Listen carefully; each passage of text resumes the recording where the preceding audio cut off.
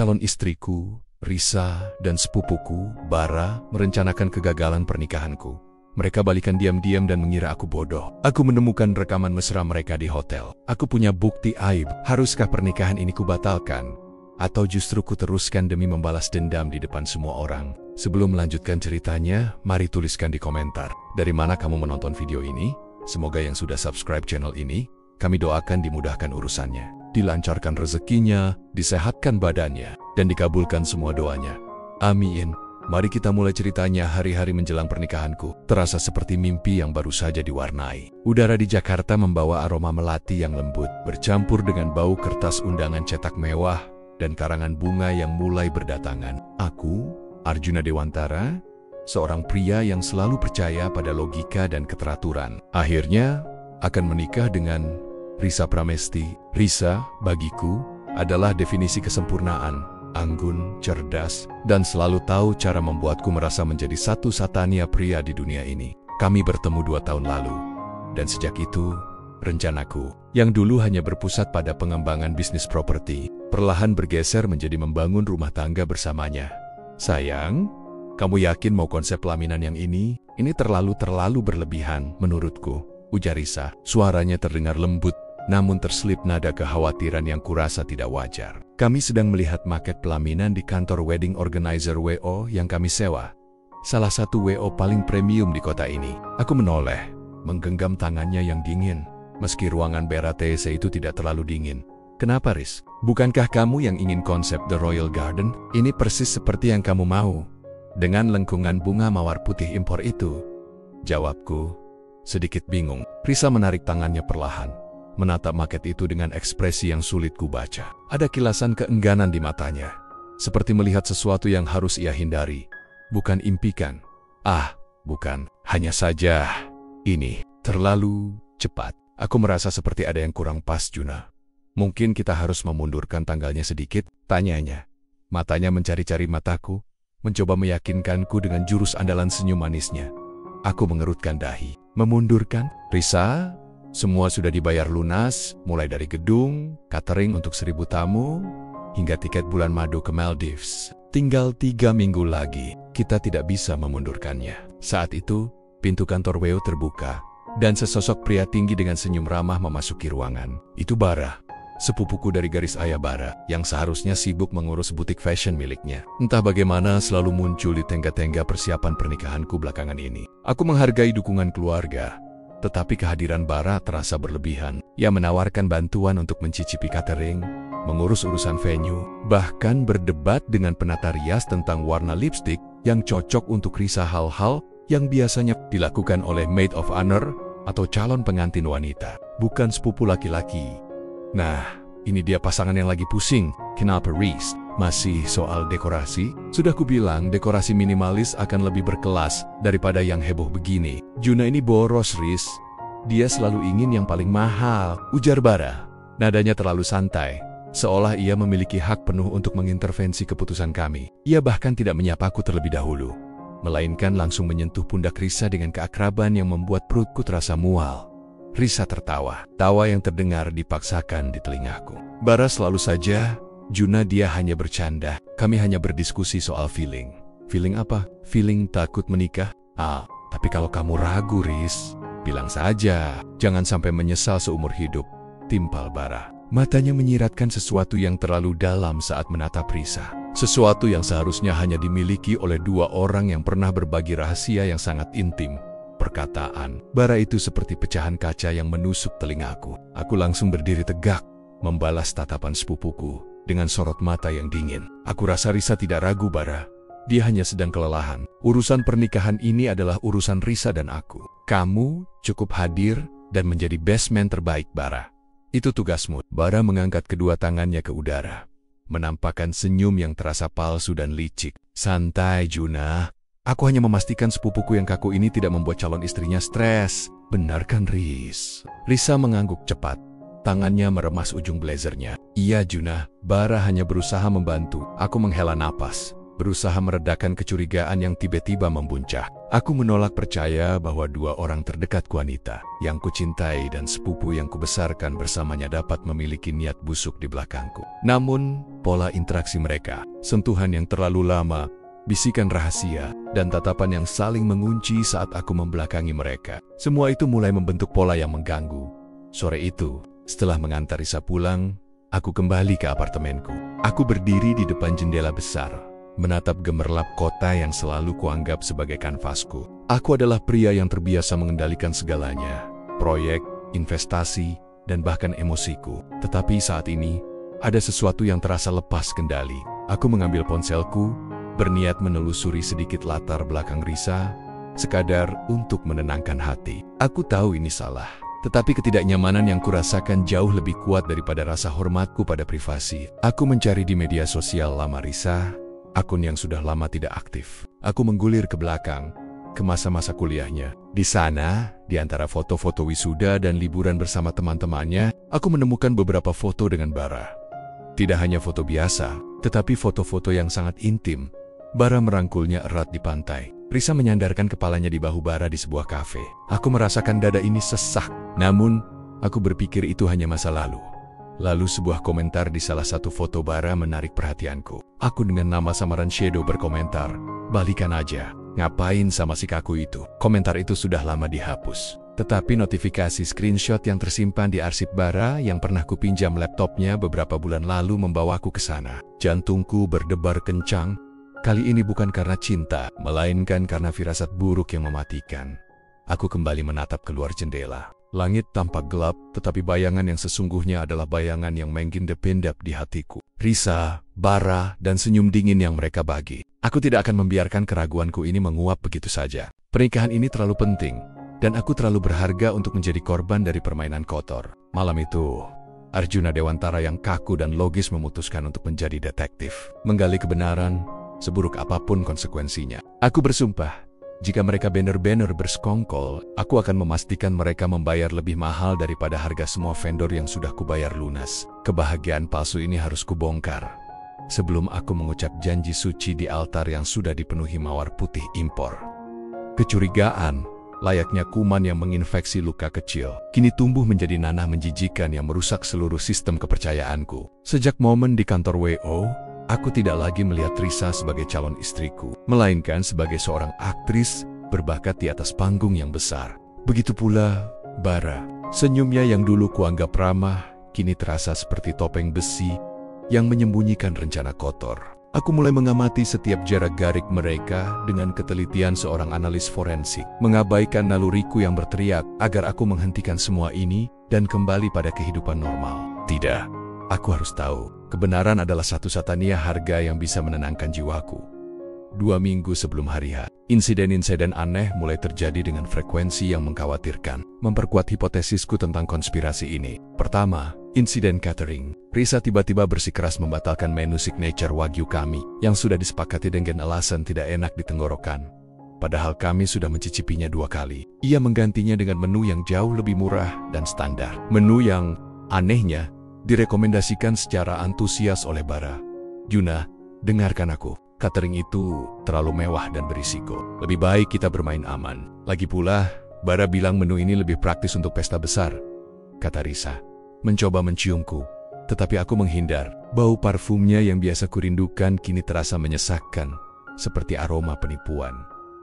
Aku menatapnya lurus-lurus. Risa, Bara bukan pakar catering. Dia seorang desainer busana. Keputusanku dan keputusanmu harus didasarkan pada rasa, bukan pendapatnya. Kenapa Bara tiba-tiba menjadi penasihat utamamu? Risa terlihat gelagapan. Wajahnya yang biasanya putih merona, kini sedikit pucat. "Juna, jangan berlebihan. Bara hanya mencoba membantu karena dia sepupumu. Kami hanya sering berdiskusi karena Bara lebih santai diajak bicara daripada kamu yang terlalu fokus pada angka dan kontrak." Kata-kata itu menyakitkan, tetapi aku menelannya. Justru kalimat pembelaan yang tergesa-gesa itulah yang menguatkan tekadku. Aku mulai melacak setiap kali Risa dan Bara bertemu tanpa sepengetahuanku. Aku memasang aplikasi pelacak lokasi di ponsel Risa saat ia mandi dengan dalih itu adalah aplikasi kesehatan baru. Aku juga diam-diam mulai memantau pengeluaran Bara, berbekal akses ke rekening bersama yang kami miliki untuk investasi bisnis kecil keluarga.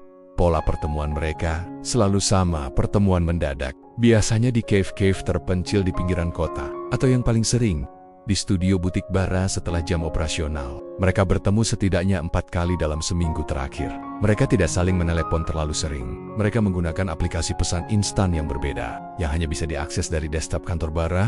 Aku berasumsi mereka berusaha menghindari jejak digital yang mudah ditemukan. Mereka pintar, tetapi mereka meremehkan seorang Arjuna yang terbiasa menangani transaksi jutaan dolar di mana detail terkecil bisa menjadi celah kerugian. Malam itu, setelah Risa pamit tidur lebih awal dengan alasan sakit kepala, aku melakukan kunjungan mendadak ke butik Bara.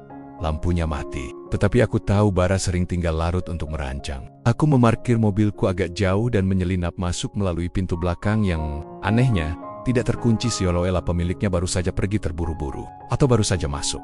Butik itu gelap dan sunyi. Hanya ada cahaya rimeng-rimang dari lampu jalan yang masuk melalui jendela besar. Aku bergerak ke ruang kerjanya. Di sana, di meja kerjanya yang berantakan, aku menemukan petunjuk paling jelas. Selembar kertas lusuh terselip di bawah tumpukan sketsa desain. Itu adalah daftar ditulis tangan dengan tulisan Bara yang khas.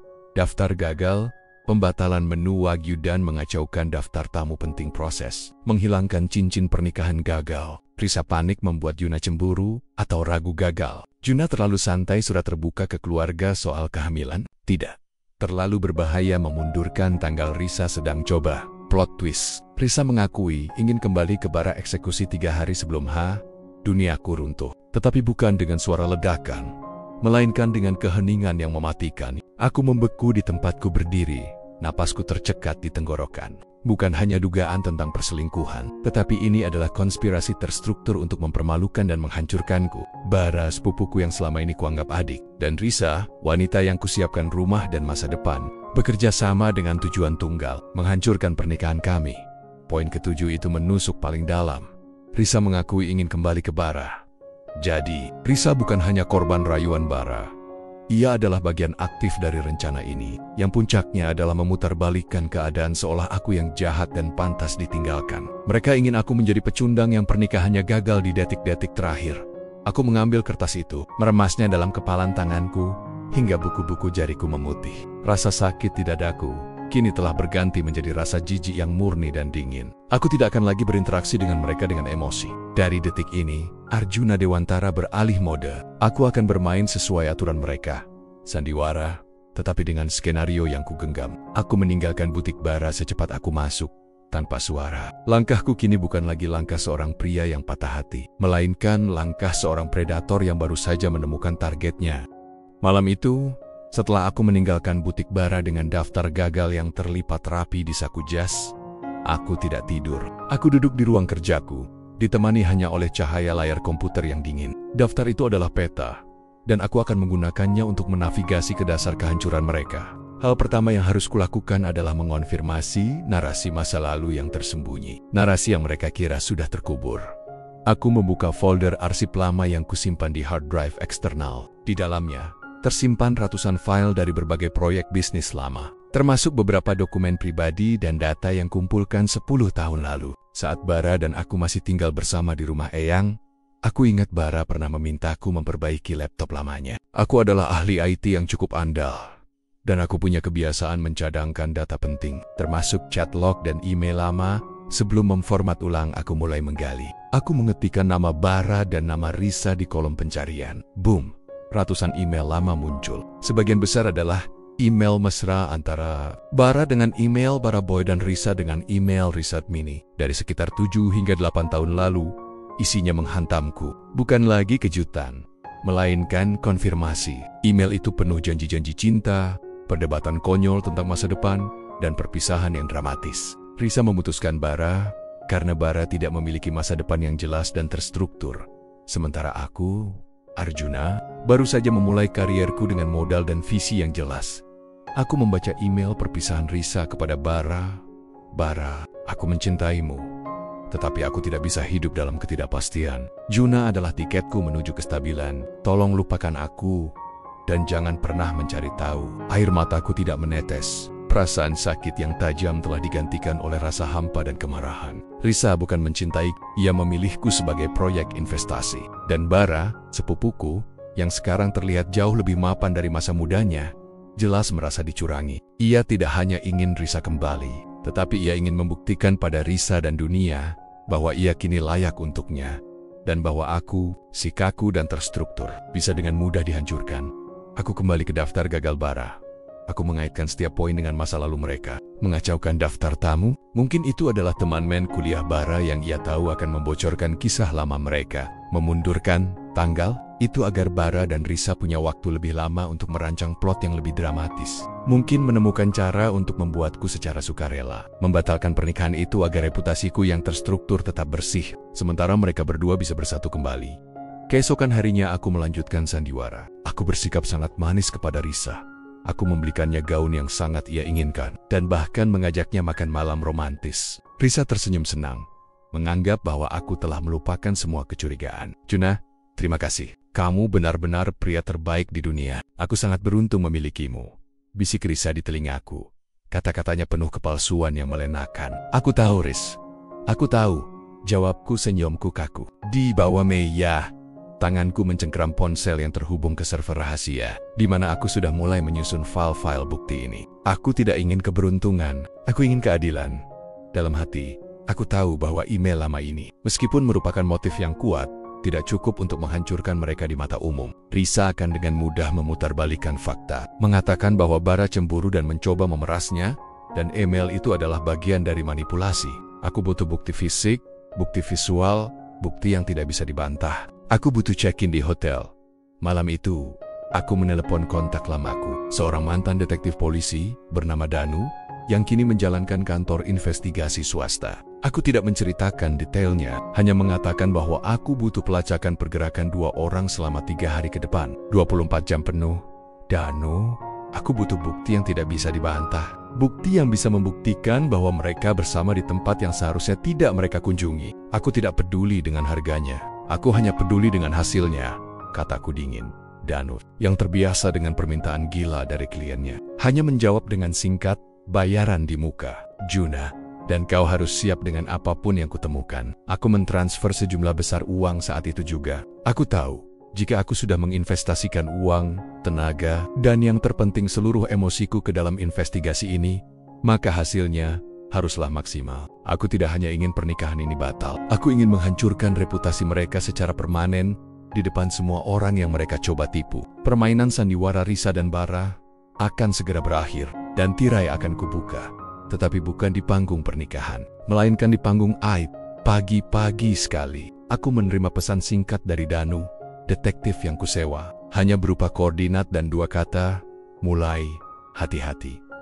Aku memantau pergerakan Bara dan Risa melalui laporan Danu yang diperbarui setiap jam, layaknya memantau pergerakan saham yang sensitif. Di depan Risa, aku tetap bersikap sebagai tunangan yang sibuk dan stres menghadapi hari besar. Aku bahkan berpura-pura sering lupa membalas pesannya, agar ia merasa aman dan tidak diawasi. Risa dan Bara semakin berani. Mungkin mereka merasa rencana mereka berjalan mulus. Mereka sering beralasan sibuk dengan urusan pekerjaan. Padahal laporan Danu menunjukkan mereka bertemu di tempat yang sangat jauh dari kantor mereka, bahkan di luar kota. Pertemuan mereka tidak lagi hanya di butik Bara, tetapi mulai merambah ke restoran mewah yang tersembunyi, di mana mereka bisa leluasa membahas rencana mereka. Pada hari Kamis, 3 hari menjelang acara Midodareni, Danu mengirimkan laporan yang membuat seluruh darahku terasa membeku. Laporan pelacakan, pukul 19 WIB. Target Risa, berbohong pergi ke klinik kecantikan di Jakarta Selatan. Target Bara, berbohong ada janji dengan klien di Jakarta Barat. Fakta, keduanya bertemu di lobi sebuah hotel butik di daerah Puncak, Bogor, hotel bintang 5, bernama The Esso Retreat.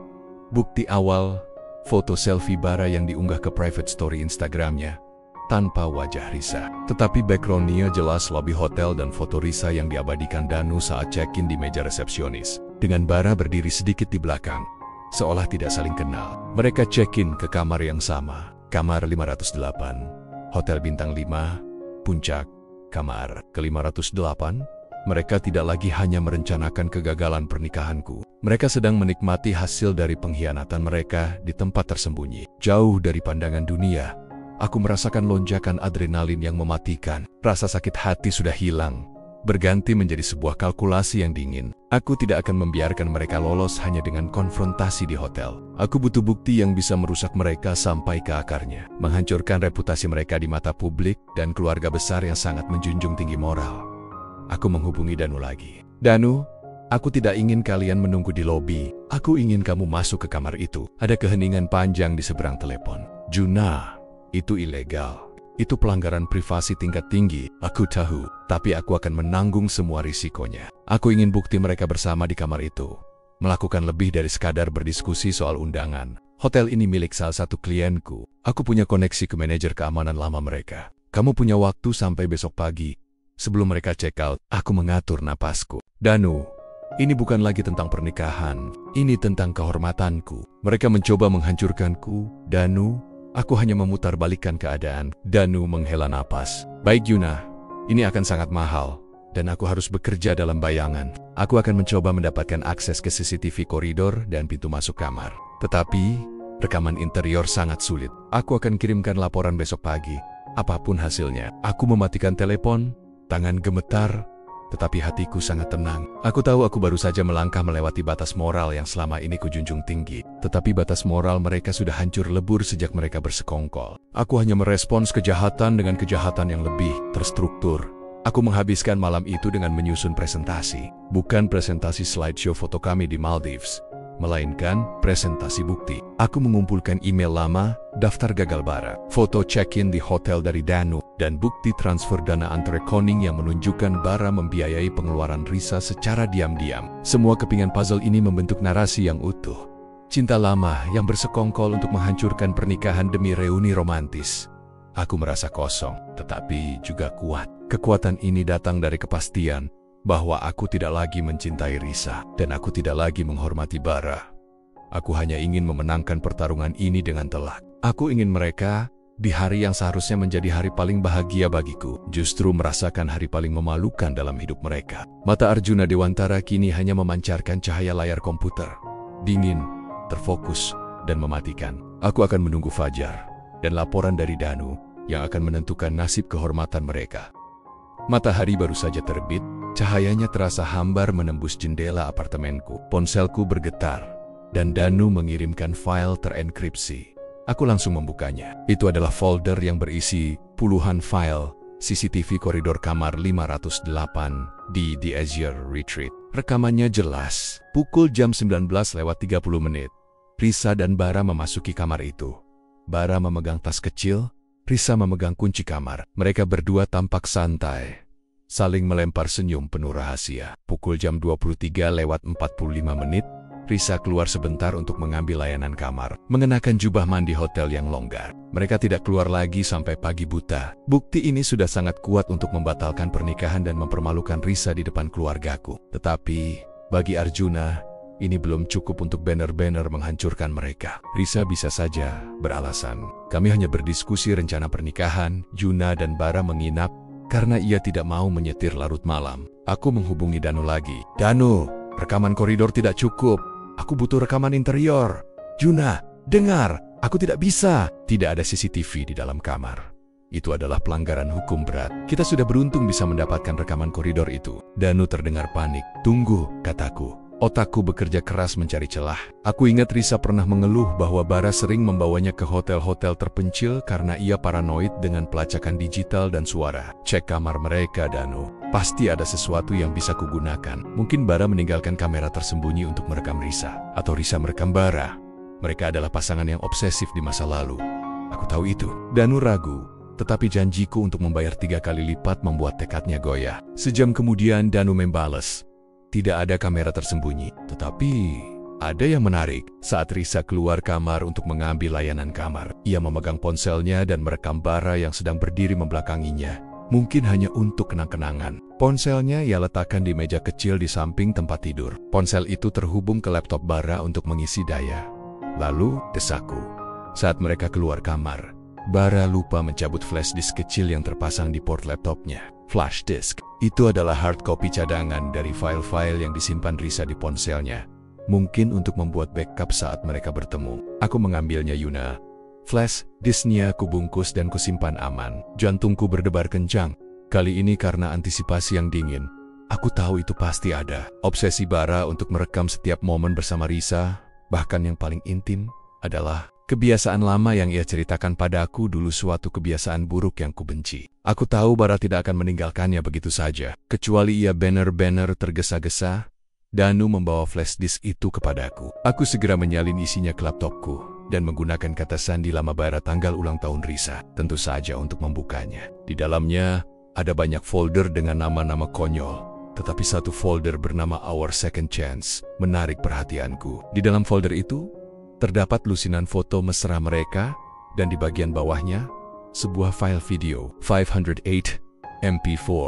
Aku menahan napas, tanganku gemetar hebat. Aku tahu apa isinya, tetapi aku harus menontonnya. Bukan karena aku ingin melihatnya, tetapi karena aku perlu melihatnya. Itu adalah jaminan penghancuran total. Aku menekan tombol play. Video itu direkam dari sudut pandang kamera ponsel yang diletakkan di meja samping tempat tidur. Kualitasnya sangat jelas. Risa dan Bara sedang tertawa, merayakan sesuatu. Mungkin keberhasilan rencana mereka yang hampir sempurna. Tawa mereka terdengar seperti tawa iblis. Detik-detik berikutnya, aku melihat Risa dan Bara, kekasih lamaku dan sepupuku, melakukan tindakan intim yang tidak perlu kudeskripsikan. Dinding pertahananku runtuh. Ini bukan lagi sekadar konspirasi pernikahan yang gagal. Ini adalah pengkhianatan dalam bentuknya yang paling kasar dan memuakkan. Aku melihat bagaimana mereka mencemooh kepercayaanku, bagaimana mereka menertawakan cintaku, dan bagaimana mereka merencanakan untuk membuatku malu. Aku mematikan video itu. Ruangan terasa sunyi, tetapi di telingaku, suara tawa mereka masih menggema. Mataku terasa panas, tetapi tidak ada air mata. Air mata tidak akan pernah cukup untuk membersihkan kotoran ini. Aku berdiri, mengambil flash disk itu, dan menyalin file video itu ke 3 lokasi berbeda, termasuk ke cloud yang terenkripsi. Saat itu juga, aku memutuskan, aku tidak akan membatalkan pernikahan ini. Aku akan melanjutkannya sampai ke altar. Mereka ingin panggung, aku akan memberikannya. Mereka ingin aib, aku akan memberikannya.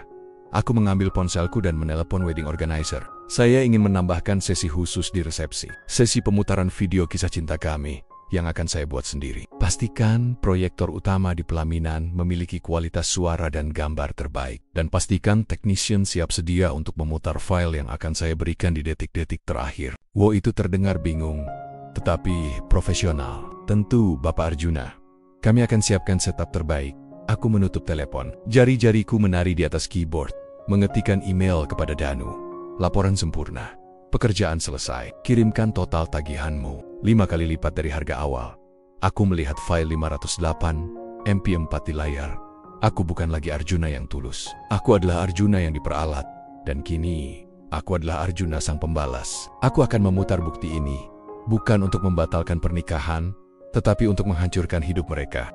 Sejak aku mendapatkan rekaman itu, pikiranku memasuki mode kalkulasi murni. Emosi, seperti rasa marah dan sakit hati, kubekukan. Aku bertindak layaknya seorang jenderal yang merancang strategi perang, di mana setiap gerakan Risa dan Bara adalah kesempatan yang harus kumanfaatkan. 7 hari menuju hari H, aku memutuskan untuk memberi mereka dosis terakhir dari kepercayaan palsuku. Aku harus membuat mereka merasa benar-benar aman, yakin bahwa Arjuna yang mereka kenal terlalu buta untuk melihat kebenaran. Risa dan Bara kembali dari The Azure Retreat dengan wajah cerah. Risa bersikap sangat manis, bahkan terlalu manis. Dia memelukku erat, berbisik tentang betapa ia tidak sabar menjadi istriku. Aku senang kita sudah melewati semua stres persiapan ini, Juna.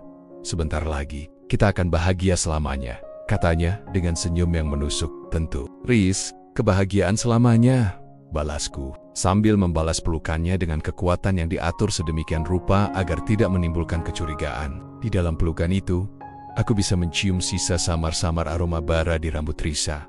Aku menahan napas, menahan rasa jijik yang melonjak. Aku merencanakan skenario pemutaran bukti di hari resepsi, bukan akad. Resepsi adalah acara terbesar, dihadiri oleh 1000 orang, termasuk semua kolega bisnis pentingku, keluarga besar, dan media lokal. Penghinaan harus maksimal.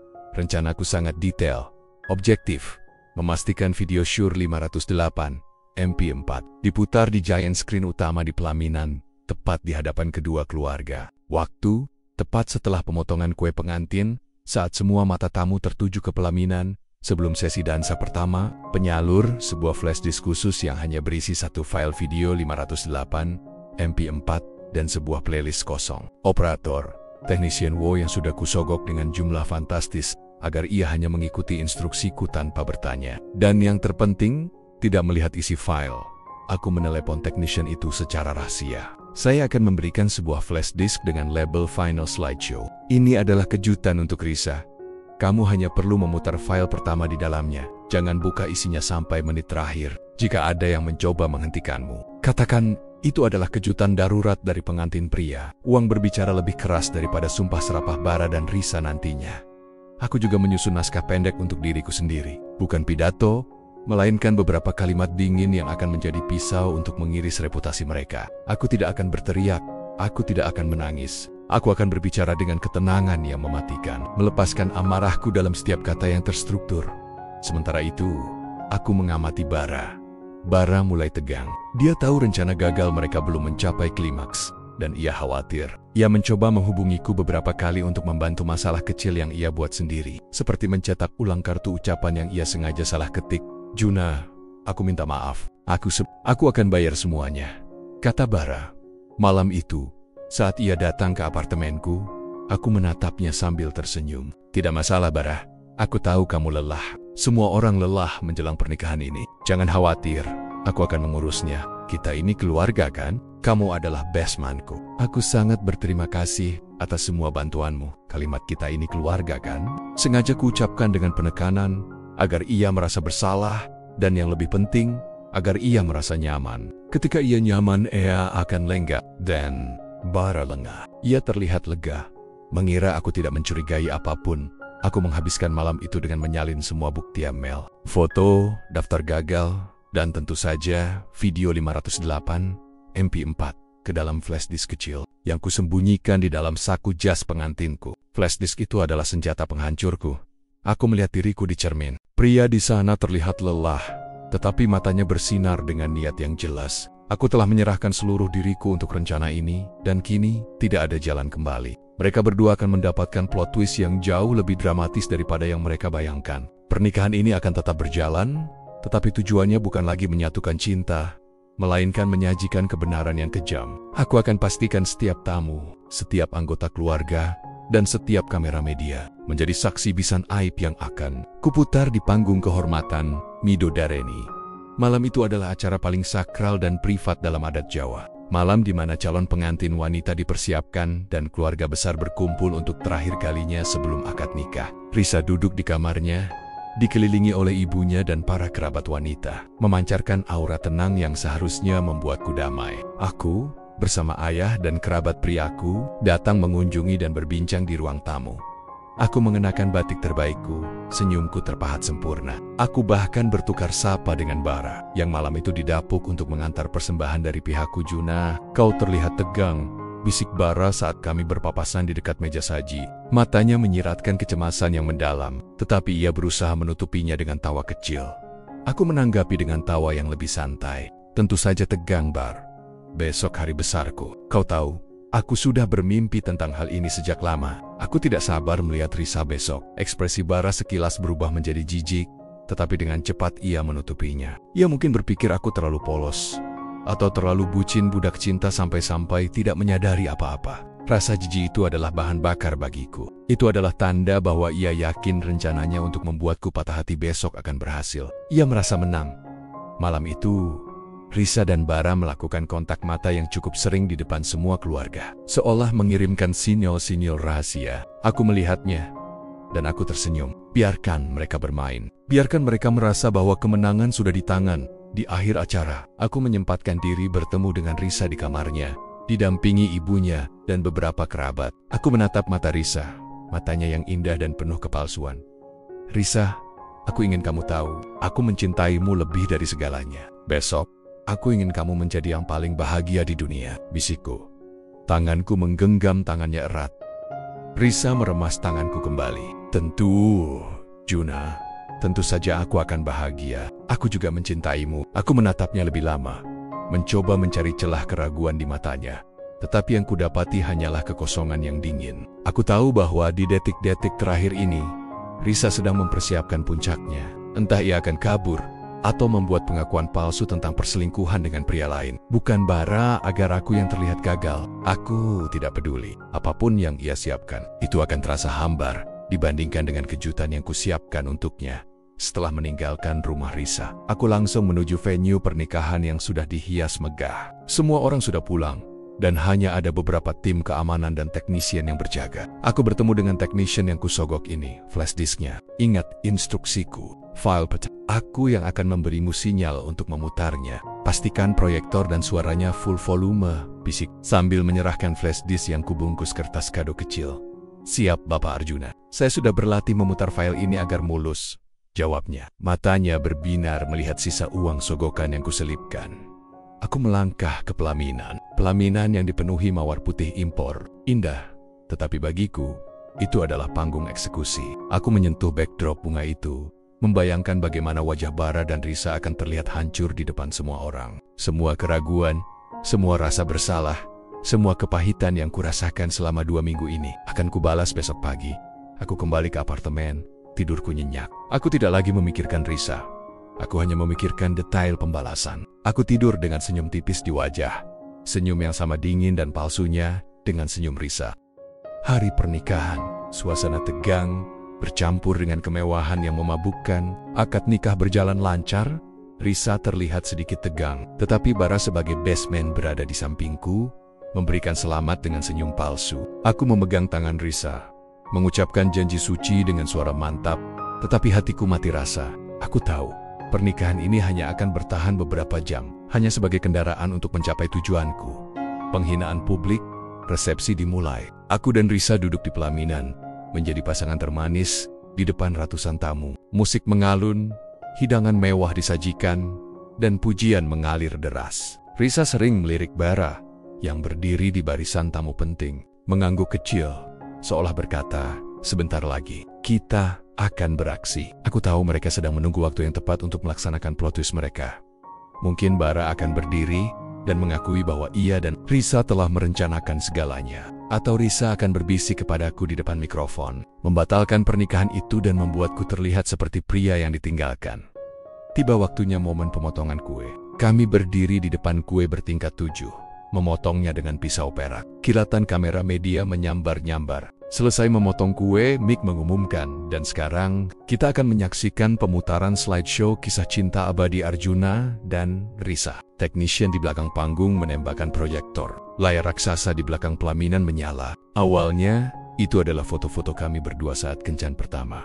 Saat pre-wedding, saat aku melamarnya. Risa terlihat lega. Bara menyunggingkan senyum kemenangan. Mereka berpikir, slideshow ini akan menjadi momen terakhir kami. Sebelum mereka menyajikan kejutan pahit, aku memberikan sinyal halus kepada teknisian dengan menyentuh telingaku. Isyarat yang telah kami sepakati. Tepat saat slideshow beralih dari foto kami di Bali, layar raksasa itu tiba-tiba gelap.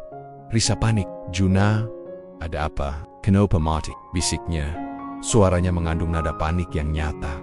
Mick juga terlihat gugup. Mohon maaf hadirin sekalian, ada sedikit gangguan teknis.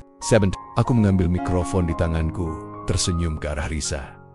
Tidak apa-apa sayang, ini adalah kejutan terakhir yang kupersiapkan sendiri. Slideshow yang baru, yang benar-benar menceritakan kisah cinta sejati di balik pernikahan ini. Wajah Risa langsung memucat. Ia menoleh ke arahku dengan mata terbelalak.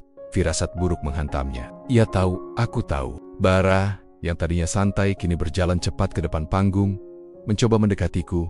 Juna, jangan lakukan ini, teriak Bara, suaranya tegang. Aku mengabaikannya. Technician yang kusogok menekan tombol play sesuai instruksiku. Boom, suara desahan dan tawa Risa dan Bara langsung membanjiri venue yang sunyi. Disusul dengan gambar beresolusi tinggi di layar raksasa. Video 508 MP4 diputar. Di depan ratusan tamu, di hadapan orang tua Risa yang terhormat, di hadapan semua kolega bisnisku, Risa dan Bara terlihat jelas sedang bercinta di kamar hotel. Kekacauan pecah, jeritan tertahan, bisikan ngeri, dan suara ibuku yang jatuh pingsan di barisan depan Risa menjerit. Menjambak rambutnya sendiri, ia mencoba menutupi layar, tetapi layarnya terlalu besar, dan videonya terlalu jelas. Bara langsung melompat ke pelaminan, mencoba merebut flash disk dari technician. Arjuna, apa-apaan ini? Matikan! Ini bukan kami, teriak Bara, Mukanya merah padam karena amarah dan rasa malu. Aku menarik Risa, yang berusaha lari, dan memegang tangannya erat. Aku merebut mikrofon dari mic yang sudah beku ketakutan. "Ini adalah bukti, hadirin sekalian!" teriakku. Suaraku tenang tetapi mematikan, mengalahkan hiruk-pikuk di venue. Inilah kisah cinta sejati yang telah mereka rajut di belakangku, di kamar hotel bintang 5. Sambil merencanakan kegagalan pernikahan ini, calon istriku Risa yang adalah mantan kekasih Bara sepupu saya, mereka berdua bersekongkol untuk mempermalukan saya. Aku menatap Bara dan Risa, yang kini menangis dan meronta. Mereka mengira saya buta. Mereka mengira saya bodoh. Mereka ingin saya menjadi pecundang. Tetapi ternyata, merekalah yang akan membayar harga mahal untuk setiap detik kepalsuan yang mereka berikan. Pernikahan ini batal. Dan sekarang, nikmatilah panggung yang kalian inginkan. Aku menjatuhkan mikrofon. Suara benturannya bergema, dan video itu terus diputar. Aku melangkah turun dari pelaminan, meninggalkan dua pengkhianat itu dalam aib yang tak terampuni di hadapan mata dunia. Setelah pemutaran video syur itu, kekacauan tak terhindarkan. Para tamu berhamburan. Sebagian besar keluarga Risa menangis histeris. Ayahku, dengan wajah seputih kertas, langsung menghampiriku. "Yuna, apa yang kau lakukan? Ini aib keluarga," bisiknya. Suaranya bergetar, antara marah dan malu. "Ayah, aib keluarga adalah pengkhianatan yang mereka lakukan selama berminggu-minggu. Bukan kebenaran yang kukatakan di sini. Mereka berdua bersekongkol untuk menghancurkanku. Aku hanya memutarbalikkan bukti," jawabku. Suaraku masih dingin dan terstruktur.